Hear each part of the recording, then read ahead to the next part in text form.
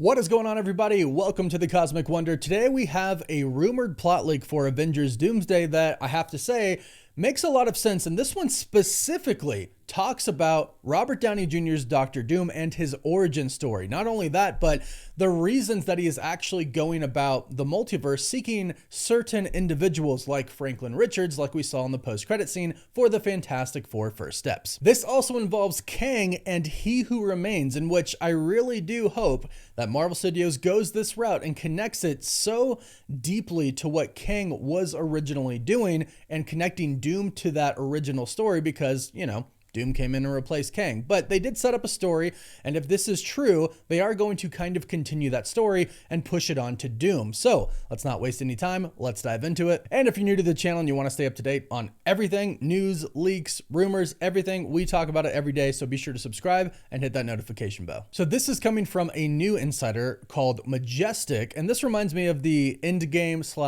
/ No Way Home times where we were getting a ton of plot leaks. Some ended up being true, a lot of them ended up being true actually. Some ended up not being true, and some were half and half. So take it with a grain of salt, but like I said, this makes sense and it's a really cool story. So it starts off by stating, He Who Remains created Earth 616, creating a sacred and controlled timeline to hide the true history of the multiverse. Victor Von Doom was considered too dangerous, and that's why He Who Remains rewrote him inside of 616. Rewriting turned Doom into Tony Stark. Same altered mind, new identity, and life as a hero.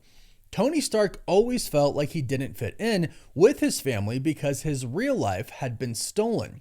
Those sensations of not belonging are echoes of Doom's original identity wanting to awaken. So right away, the creation of Earth 616 and the controlled timeline does line up with what other insiders have said. It also lines up with what exactly He Who Remains said at the end of Loki season 1, where he said there was a multiversal war. He harnessed the power of Goliath. He won.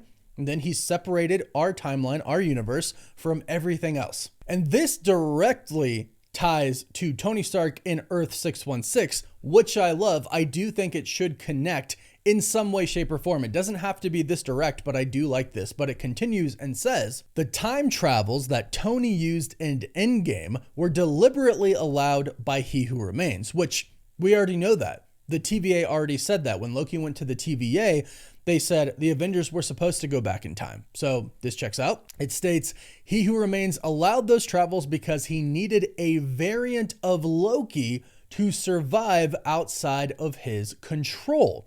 The survival of that Loki variant was part of He Who Remains' plan to prepare for future events. The ultimate purpose of He Who Remains was not permanent peace, but to prepare a multiversal war against the Kang variants that betrayed him.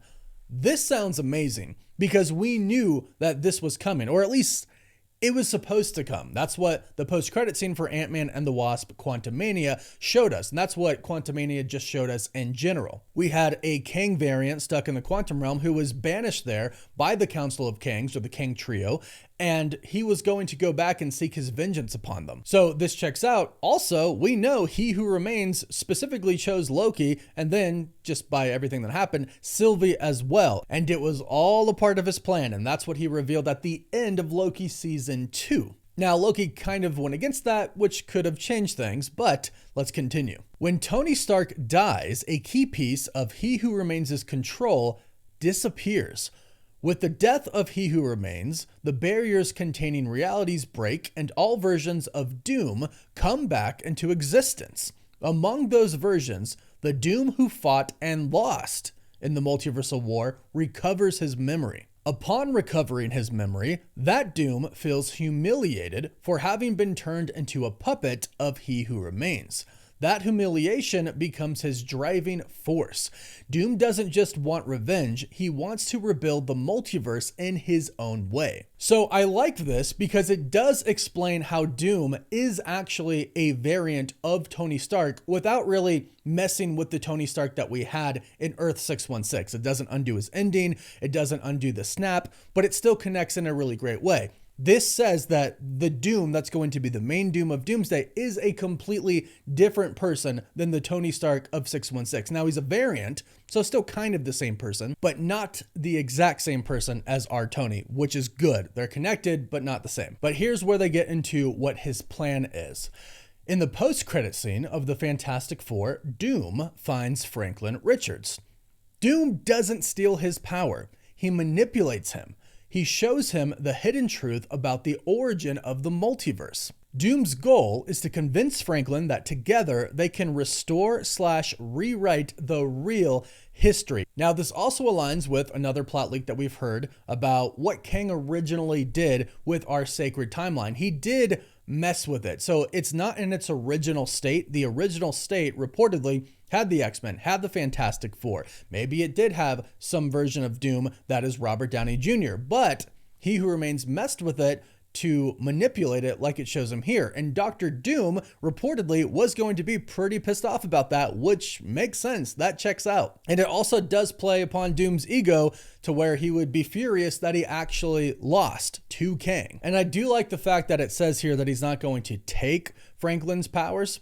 I like that he's going to try to manipulate him instead. That feels more Dr. Doom to me. Doom needs the help of other powerful beings besides Franklin to remake the multiverse. Part of Doom's plan is to corrupt or use versions of heroes as tools to rewrite realities. Avengers Doomsday will kick off with Doom trying to recruit and manipulate Franklin and other entities to create a new origin for the multiverse where he is the architect. So I gotta say, I like how this really does line up with our previous Tony Stark. I like that he's not simply just trying to take Franklin's powers. Ultimately, I do think right before he creates Battleworld, kind of at the end of Avengers Doomsday, I do think he takes the powers of a lot of different individuals, harnesses their power in some way, shape, or form. And that's how he does ultimately become God Emperor Doom, because I think that's what they're going for Secret Wars. And I think just how in Secret Wars, Doom takes the power of the Beyonders, I think the Beyonders are going to be replaced with incredibly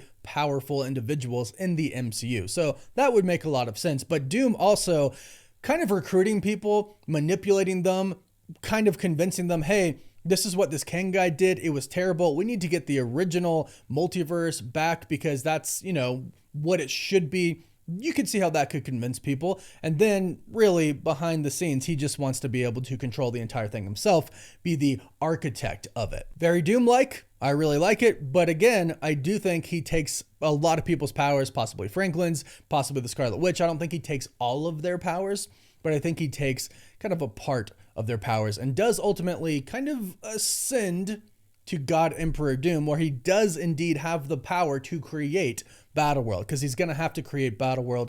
That's a pretty big part of Secret Wars. So overall, I like this. I like how it connects to Tony Stark of 616. I like how it connects to Kang. I really hope they keep that. I hope this is real, but let me know your thoughts about this in the comments down below. Don't forget to like the video and subscribe so you don't miss out on any of the latest MCU videos. And you can also catch us on TikTok, Instagram, Twitter, Facebook, and Snapchat. And as always, thank you all so much for watching. Woof woof.